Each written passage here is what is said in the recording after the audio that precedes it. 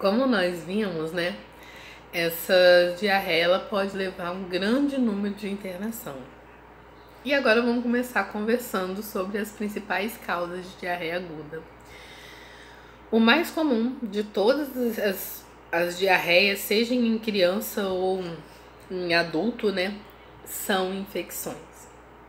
Então, assim, eu vou ter uma diarreia, provavelmente depois de comer aquela maionese caseira de algum lugar. Então, assim, são gerados por processos de infecção.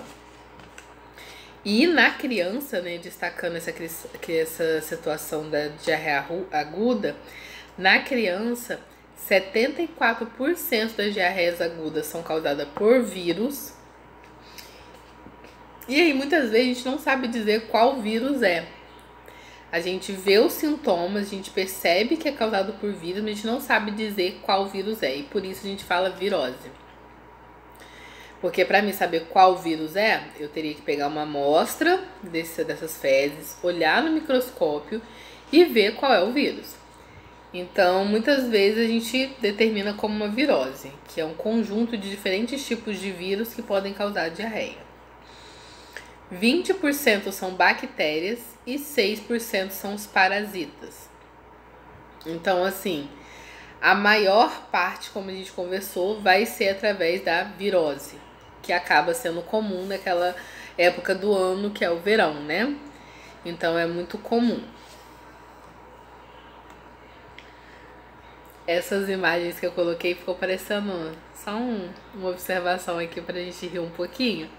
Não ficou parecendo dos Monstros S.A.? Olha isso.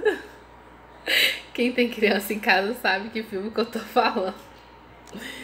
Gente, agora que eu olhei, eu falei, gente, essa animação tá muito... Que são os micro-organismos que podem causar diarreia, inclusive, tá?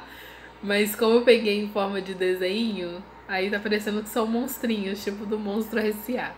Enfim, desculpa aí. E tem mais um monte dessas imagens, mas vamos lá. A causa, então, das diarreias agudas.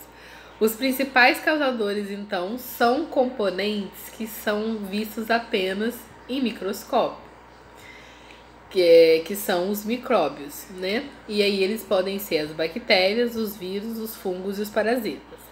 Lembrando que a maior parte vai ser os vírus, né? Em seguida vem as bactérias, os parasitas e os fungos. Os fungos acaba que a gente tem um pouco mais de cuidado, porque se eu vejo um alimento mofado, eu não como, né? Então, a tendência eu principalmente não dou ele para criança. Então, a tendência é que não aconteça, mas tudo pode acontecer. Outros motivos, né, dessas causas é que esses micróbios, né, sejam eles vírus, fungos, parasitas, bactérias, eles vão produzir toxinas específicas dentro do nosso corpo.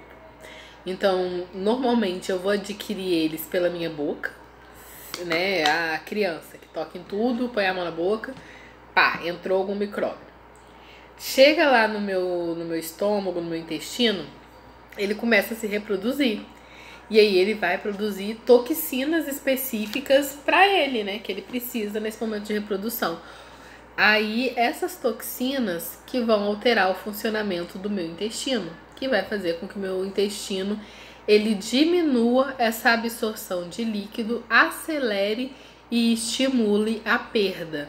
Então vai fazer com que aquelas fezes que estão... É como se fosse assim, meu intestino ele se movimenta assim, ó. Ele vai se movimentando, aí nisso ele tá absorvendo água, absorvendo os nutrientes, calmamente empurrando o bolo fecal. Calmamente, ali no ritmo dele. Quando eu tenho presença dessas toxinas, eu acelero isso. E como eu tô acelerando esse movimento, tende, né, a eu não conseguir absorver a água, não conseguir absorver importantes componentes, porque vai ficar como se fosse assim, ó, intenso. Então, eu não vou ter tempo de absorver água, porque eu pensei e já passou. Então, isso faz com que aumente essa perda de líquido e também perdas de outros componentes importantes, como cálcio, potássio. A gente acaba perdendo vários nutrientes importantes quando a gente está com diarreia. A maior a maior questão, como eu falei pra vocês, é a desidratação. E a gente vai se empenhar para manter ali bebendo água e eu não ter problema com isso, né? Mas a gente tem essa perda excessiva e tem outros componentes que são importantes. Por isso que eu falei pra vocês, quando tá muito intensa a diarreia, a gente não, às vezes não é ideal a gente esperar resolver por sozinho, né? Esperar o organismo resolver. Dependendo da intensidade, a ideia é procurar a emergência o mais rápido possível. Então vai diminuir, né, essa absorção de líquidos pelo intestino e vai estimular, né? Depende de qual micro-organismo. Ou o micro-organismo, ele vai fazer com que isso tudo fique muito rápido e eu não consiga absorver o líquido, porque tá muito rápido. Ou ele mesmo, as próprias toxinas dele, vai estimular que a água passe aqui direto, que aquele líquido passe direto e que meu organismo elimine. Então ele pode atrapalhar na absorção ou estimular a perda através das fezes, né, que vai ser demonstrado aí, né, nos quadros de diarreia. Eu falei, né? Acho que até o final eu coloquei essas imagens dos monstros S.A. Ai, gente, desculpa. Eu não sei o que tava passando na minha cabeça na hora que eu pus. Parecia uma ideia legal pra vocês conhecerem essas bactériazinhas, enfim. Mas vamos lá. Algumas bactérias e vírus, eles acabam atingindo as crianças menores de 1 ano de forma mais intensa. Então, ou seja, são bactérias, são vírus que são comuns nessa faixa etária, crianças menores de 1 ano. E elas acabam sendo mais predispostas quando elas, digamos assim, param de mamar, né? Quando acontece o desmame precoce. E também se elas estiverem com quadro de desnutrição. O que acontece? A gente já conversou isso várias vezes, da importância do leite materno, né? Então, a criança que mama exclusivamente até os 6 meses, que infelizmente a gente sabe que não é uma realidade, mas a criança que mama exclusivamente o máximo possível, como recomendado pelo Ministério da Saúde até os 6 meses, a chance dela ter uma diarreia com menos de 1 ano diminui muito. A criança que mama até os 6 meses exclusivamente, né, e come bem depois dos 6 meses, você começa a introduzir alimentos importantes como fruta, legumes, evitando alimentos desnecessários como alimentos ricos em açúcar, que possam causar aí a desnutrição, que não vai ter. Porque desnutrição não é só criança magra sem comida não, tá, gente? Desnutrição pode ser causada por eu não disponibilizar alimentos de qualidade. Tem pessoas que têm quadro de desnutrição que vive de hambúrguer ou que vive de fast food e tem quadros aí de desnutrição. Inclusive, tinha um documentário que eu queria até falar com vocês, depois eu coloco lá no grupo pra vocês, que quem tiver curiosidade, quem gostar dessa área de alimentação da criança, né, que vocês vão trabalhar muito com isso, mas quem gostar, é um documentário muito interessante que fala da comida da criança. Depois eu coloco o nome, quem tiver interesse de ver. Mas enfim, a criança que tem esse desmame precoce, que tem quadro de desnutrição, ela tem maior chance de desenvolver a diarreia, porque ela tem uma suscetibilidade, ela tem uma suscetibilidade maior, né, de se expor a isso e o parasita acabar causando danos maiores do que uma criança que está bem de saúde. Então, temos alguns parasitas como a ameba, a giardia, lombrigas, né, e elas atingem grande parte da população. A questão é que muitas vezes a gente consegue fazer com que ela não se fixe, não se reproduza, a gente consegue eliminar, e algumas outras vezes não, e a gente vai ter que fazer o tratamento. Então, não é exclusivo das crianças, tá? É mais comum nas crianças, inclusive na faixa etária que vocês vão estar trabalhando, né? Que é a faixa etária da criança ali menor de 1 ano, acima de 1 ano até os 4, 5, com certeza vocês vão trabalhar com essas crianças. E é a faixa etária que, infelizmente, acaba sendo mais comum esses tipos de quadro. Porém, pode acontecer com qualquer um. O rotavírus, ele é um dos agentes mais comuns encontrados em qualquer idade quando a gente fala da presença da diarreia. Ele acaba sendo mais prevalente nas crianças menores de 5 anos, então muitas vezes uma diarreia causada em crianças menores de 5 anos por vírus é o rotavírus. E ele acaba acontecendo com maior frequência entre os 6 e 24 meses, ou seja, naquele momento que a gente está introduzindo a dieta até 2 anos, né?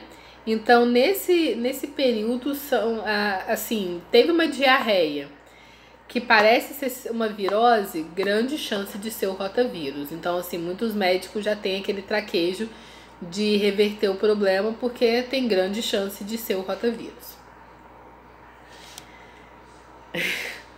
Não dá, gente, eu tô olhando essas imagens agora, ficou engraçado mesmo.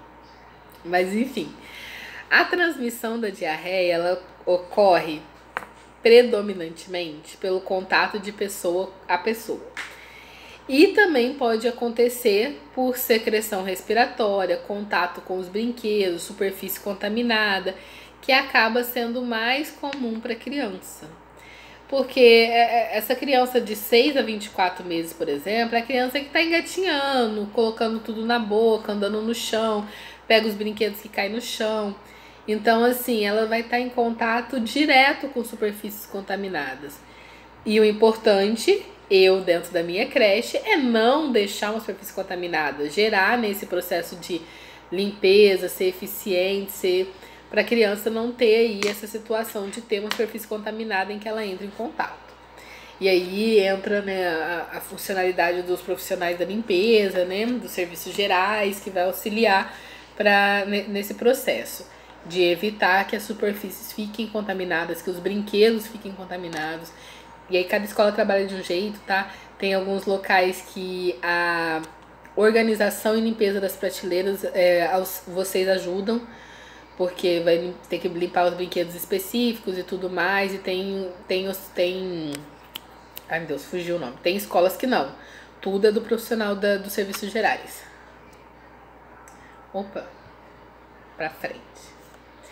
Então, toda criança menor de 1 ano, após o desmame, apresenta um quadrozinho de diarreia aguda. Isso não tem nada a ver com a situação da presença do vírus. Ela pode apresentar uma pequena diarreia por conta da mudança alimentar, tá? Mas quando essa criança menor de 1 ano, depois que ela desmamou, ela apresenta essa diarreia precedida de febre e vômito, com fezes volumosas, sem sangue, sem pus, a gente considera que ela tá com uma diarreia por rotavírus. Então, assim, até que seja provado o contrário, né? Então, assim, é comum a criança ali, depois de 6 meses, você vai começar a colocar comidinha, né? Vai começar a dar um pedacinho de banana, vai começar a dar um pedacinho de maçã, vai começar a dar frutas. E aí, essa mudança, ela vivia só de leite. E agora ela começa a comer e beber leite, né? E a mamar em você, né? Na amamentação. Então, assim, essa mudança, ela pode causar um diferencial pro meu intestino, né? Eu tava acostumado só com uma coisa, agora você tá me vendo com outras coisas. Aí você faz uma abóbora com feijão, ou seja, começa a dar alimentos bem mais fortes. Pode ser que ela tenha um quadrozinho de diarreia. Mas a gente tem que saber identificar se esse quadro ele é comum da mudança alimentar ou se ele está com um quadro de diarreia aguda causado pelo rotavírus. Normalmente, esse quadro de mudança alimentar que causa a diarreia de mudança alimentar, ele não é intenso. É uma diarreia mais branda, digamos assim. As fezes vão ficar líquidas, mais frequentes, mas assim vai ser em torno de 3 a 5 vezes. Não tende a ser muito além disso. Apenas porque meu corpo está se adaptando àquele processo de você me dar alimentos diferentes da amamentação, que eu tinha só o leite. Agora, se além da diarreia eu tenho febre e vômito, e a criança tem menos de 1 ano e eu não tô vendo nem sangue nem pus nas fezes, grande chance de que seja o agente causador, seja o rotavírus.